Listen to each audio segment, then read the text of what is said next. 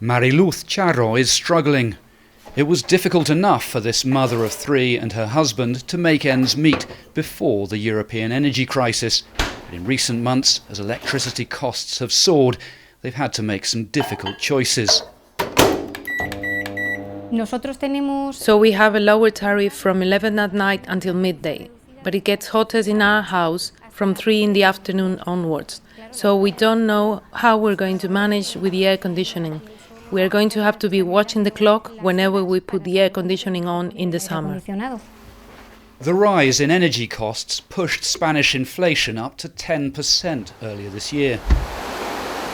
Spain and its neighbour Portugal have a higher dependence on renewable energy than most of the rest of Europe. But that's not the only thing that sets them apart. We have very limited interconnection capacity with France and the rest of continental Europe, both for electricity transmission lines and for gas interconnections. This is why we are considered an island, because we are separated from the main market of Europe's energy system. Even though Spain and Portugal do not rely overly on gas for their electricity, they have often felt punished by high gas prices. In Europe, the market price of gas tends to dictate the cost of all energy sources for consumers. But Spain and Portugal have reached an agreement with the European Commission, allowing them to break that link and put a cap on the reference price of gas. In theory, this will benefit consumers. The Spanish government of Pedro Sánchez has already sought to ease the pain with tax cuts and extra subsidies for struggling families.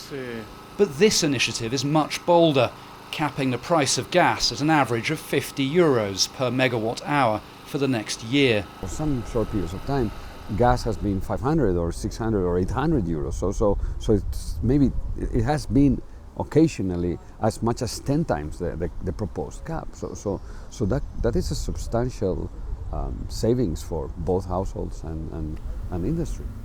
The Spanish government has estimated that this gas price cap will cut energy bills by 20 to 40%. For millions of people in Spain and Portugal, it couldn't come soon enough. Guy Hedgecoe, BBC News, Madrid.